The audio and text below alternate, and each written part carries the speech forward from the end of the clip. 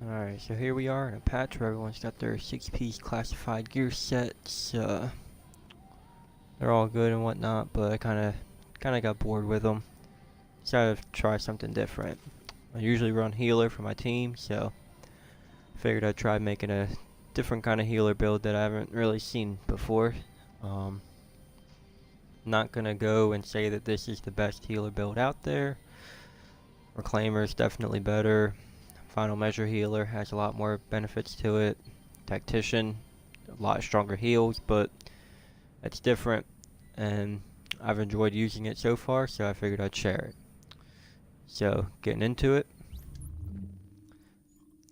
using ninjabike backpack to get 4-piece Alpha Bridge, 2-piece Tactician, and 2-piece Final Measure. So the Alpha Bridge, 2-piece, you can get 100% health regen, 3-piece 5% weapon damage, and the 4-piece if your primary and secondary weapon, so it's the same category. They share the free talent. All talent requirements are ignored for all weapon talents. So you pretty much don't have to worry about your firearms number, stamina number, electronics number, nothing. You get the talent no matter what it is and no matter what your numbers are. Tactician, 2-piece 15% skill haste, and Final Measure, 25% exotic damage resilience. I chose this just because of everyone running Predator's Mark. It's pretty much the easiest thing to slap on to get that guaranteed protection from it. You could run another piece of Tactician to get the 10% skill power instead. It puts you at about 330,000 skill power if you have the same amount of electronics that I'm running. But I chose the Final Measure. So, getting into the gear. Chest piece. Roll to electronics with skill haste and exotic damage resilience with ammo capacity. And the mods that I'm using are electronic skill haste mods in both slots. The mask, roll to electronics again with more exotic damage resilience and burn resistance. And the mod I'm using on this is another electronic skill haste. Knee pads, roll to stamina with skill power, disrupt, burn, and shock, which are the pretty much key resistances everyone goes for PvP. And got another electronic skill haste and pulse critical hit damage. On the backpack, roll to electronics, skill power, and I would honestly much rather have ammo capacity, being that I'm using Alpha Bridge and I have to use 2 SMGs. Mods are electronic skill power and pulse critical hit damage in both slots. Gloves, pretty standard, electronics, critical hit damage, SMG damage, skill haste. And holster, I have rolled to skill haste. My weapon, my primary, I'm using the House, Unforgiving, Deadly Card Counter, and Competent, which I get off of the Navy MP5. I have everything rolled into critical hit damage as my major, just to get as much damage as possible. And Navy MP5 for secondary, Talented, Determined, Competent. This is what I use to kill a downed player or NPC, just to get more skill power, get my skills back quicker.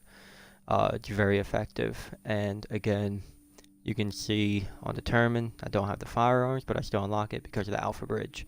And that's why I decided to go with the 4-piece Alpha Bridge to kind of get that little bit extra damage, plus run whatever talents I want, like Unforgiving and Deadly. And you don't have to worry about speccing in any firearms. You can put anything into electronics and still get all these damage buffs. Sidearm, Determined, Predatory, Sustained.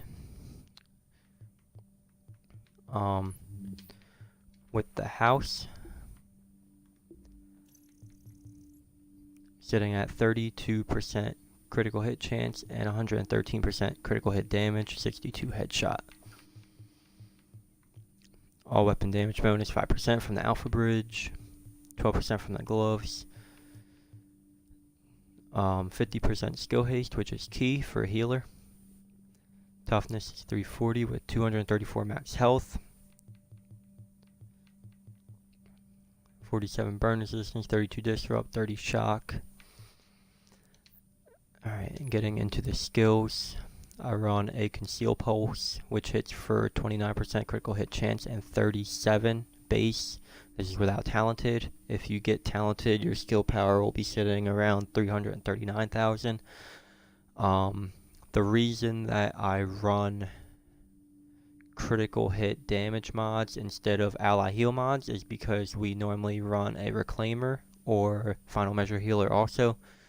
So I kind of wanted to get the extra damage out of the pulse instead of going with the ally heal, since the reclaimer is also going to be putting down very strong heals.